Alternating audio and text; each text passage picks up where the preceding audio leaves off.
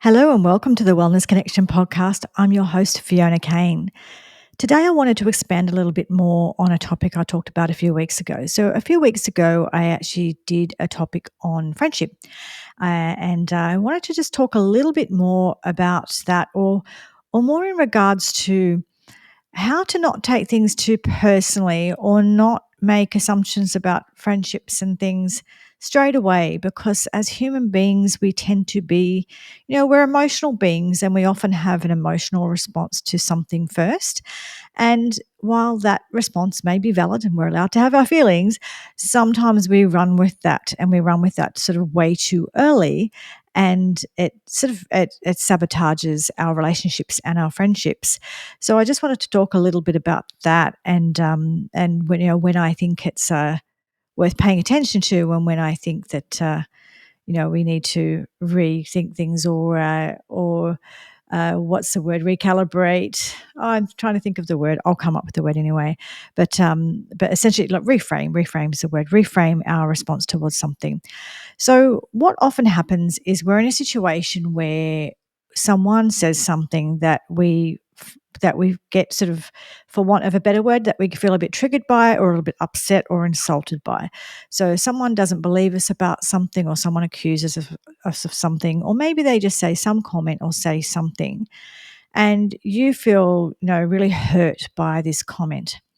Now, look, sometimes the most sensible thing is in this situation is to just call it straight away and just ask and just inquire about what's going on. So that doesn't make sense. Sorry, what's going on here? So sometimes the best thing you can do is just straight away try and clarify things. And if you're able to do that, and if that feels like the right thing to do at the time, it's probably a really good idea, because sometimes you'll realize there's been some miscommunication, and you resolve things. So just say, sorry, I'm a bit confused. What's this about? I'm not understanding, and just have a conversation so that you can clear the air. So sometimes that's the simplest thing you can do. Now, often that's not what happens, because sometimes we're busy, we're doing other things, and then we kind of walk away, and we kind of go, well, what happened there? Or we're just feeling so upset that, we just want to get away and we don't want to deal with that person, which is fair enough. And what happens there is, look, obviously we have all the feelings associated with it. And like I said before, they are very valid. But what I would always ask you to do is, go through the different stages of, okay, I know I'm feeling hurt, and that's valid. I'm allowed to feel hurt. However, what do I think the person's intention was? What do I think was behind this? And this is a really good strategy too, for especially when you're young, or even when you're older, but just figuring out how to manage your parents, because a lot of us, we're kind of taught to sort of be angry at our parents for everything they did or didn't do, and we often will do that, but we don't stop and look at our parents as human beings that have their complex beings and their flawed beings, and they've also had lots of hurts and traumas and things in their past. And sometimes there's a reason for the way someone behaves, even if it's not okay, not acceptable way to behave. There's a reason behind it. So it's always good to try and think, well, what was behind it? Were they acting out in some old situation that had nothing to do with you, or was it about you? So what I'm trying to say is, it's not always about you. I am not saying, therefore, that means you have to hang around and be abused by someone.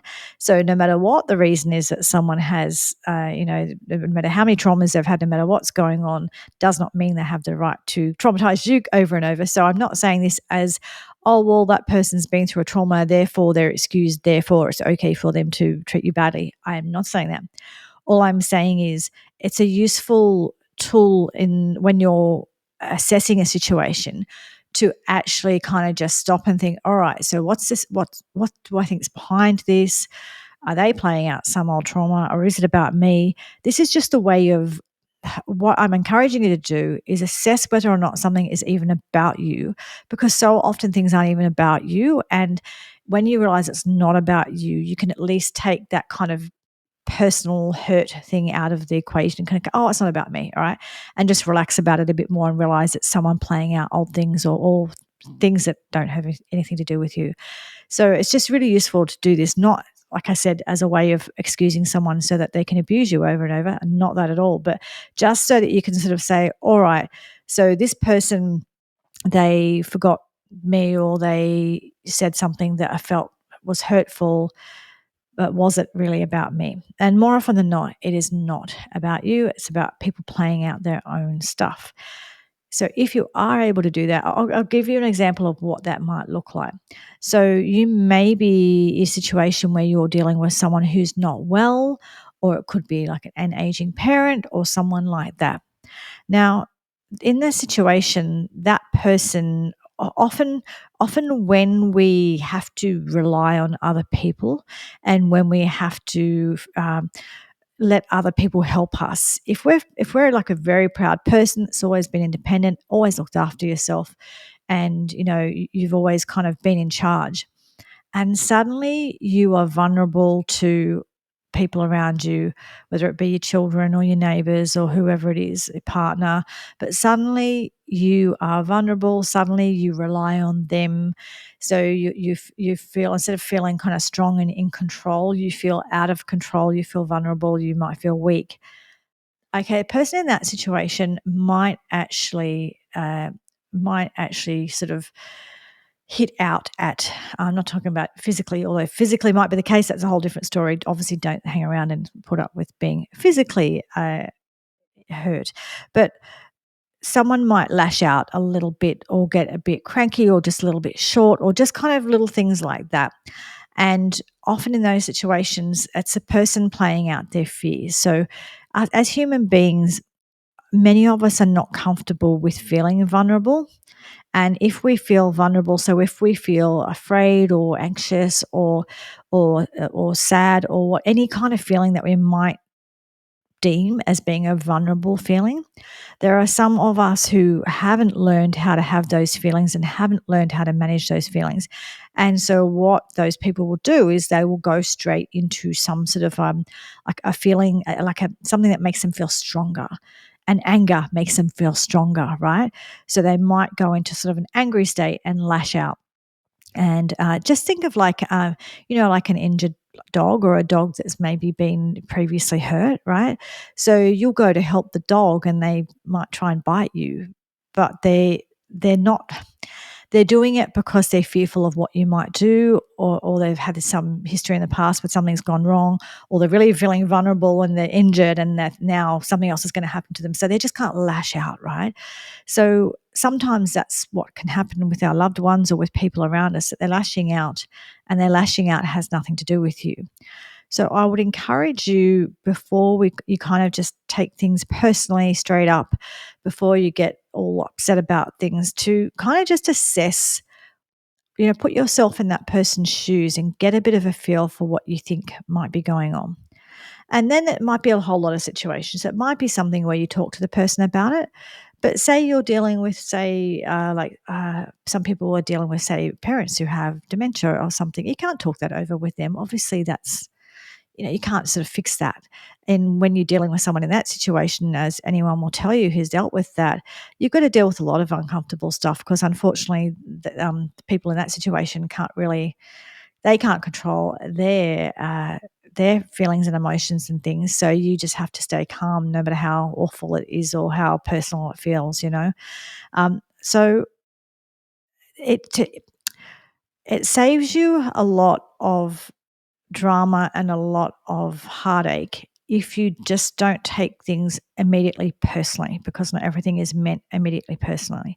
So always try and assess what was going on for that person. And it's actually really useful, especially if it's a relationship that you're in, and that's the sort of thing that you could go and figure out have some therapy or whatever. But it's a really useful idea to think, well, what was in your partner's head? Because again, that will give you a clue, especially with the whole, and I know some people get a bit over the whole men are from Mars, women are from Venus thing, but there certainly is, with men and women, very different ways of thinking. And I know there are things where my husband doesn't even realize it's a thing. Doesn't even realize there's something. Well, why would you do that? Why do I need to do that? And I'm thinking, oh, of course you would do that, and of course you would ring me, of course you would let me know, whatever it is. And so I'm thinking, you don't care, you're so selfish, I'm really worried, blah blah blah. And I've got all this whole story about, of course you would do that. It's natural that you would do that. Everybody know, blah blah blah. That everyone knows that's what you should do. And he hasn't even thought about it because it never occurred to him that that mattered. And that sort of thing has happened with my husband and I many times where we've had to talk about it. And I've said, this is a thing. And he's like, no, it's really not. And I'm like, no, no, it really is. So, like in those situations, you really need to understand that the other person might be actually working from a completely different reality as well. Whereas they don't even know it's a thing. It's not something they've ever known about. And especially if you've grown up in different cultures or different families, because there are things that my family has always done certain ways. And I kind of expect that my husband understands that this is what we do. And he's never done that. He's never heard of that. And how could you have never heard of that? That's what we always do. But of course, that's what I've always done. Doesn't mean that's what other cultures do. So it is really useful to try and put yourself in that person's head, talk to them and ask them if that's something that's available to you to do, what's going on. I'm a fan of naming elephants in rooms. So if you do feel uncomfortable and you feel like there's something in between you and another person, sometimes it is worthwhile saying, hey, look, feeling a bit uncomfortable at the moment. What's going on? Is there something we need to resolve? So, there's all different strategies, but the main thing is what I'm trying to say is don't immediately take things personally because that's not always personal.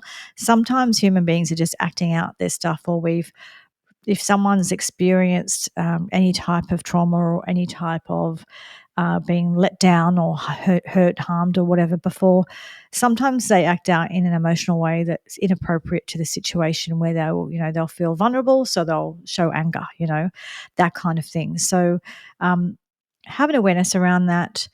And that will help you not take things so personally. Now, what you can do, of course, because you're still having the emotions, so it's quite all right to go off where you need to quietly somewhere and either have a scream, have a cry, scream along to a Nirvana song, whatever it is that you need to do. So go and get that emotion out. Maybe there's a trusted person you can talk to. And when I say trusted person, not someone who's going to, yeah, let's get stuck into that person and let's hate on that person and let's help you build the story of why everyone's out to get you, and kind of not someone who's going to help you hold on to the anger, I suppose is what I'm trying to say. But someone who's going to, you can safely say, oh, this situation's driving me nuts. This person's driving me nuts. So over this, blah, blah, blah. And you're just getting it off your chest, but you're not actually wanting them to change your opinion about the person or nothing like that. You just need to get it off your chest. So it's a person who is safe to do that without them going on and telling other people, or without them encouraging you to continue on with the drama, or without them, changing their opinion of the person. So you might have that safe person, or you go to a counselor or someone and use someone like that. But, the safe person. So sometimes we do need to get stuff off our chest, and there might be the safe person for you where you can go, blah. It's like just like word vomit, where you just want to get something off your chest. And sometimes that's because you've been in a situation where the emotions are all building up and you need to get stuff off your chest. And, and it might be a situation, like I said before, it might be like where you're a carer, whether it's a carer for your child or whether it's for a parent or something. And maybe you're just like, you're over it and you just want to go and whinge and whatever. And of course, you don't wish any ill will towards a person, and you don't, you just need to get stuff off your chest. So, find a safe person that will help you do that, allow you to do that, but they don't then build and turn, your little tiny little grain of sand into a big snowball thing. That person's not a helpful person to have around, the person who does that. But the person who just helps you, get the emotion out, get it off your chest, get that word vomit happening, and then essentially help you kind of understand or reflect that it's probably not personal, probably not about you, and able to kind of go, all right, shake it off, move on, this isn't something I need to carry around with me forever. Now, when I say this, to just clarifying, there are some situations, don't use this as an excuse to stay in an abusive relationship or stay or put up with abuse constantly either.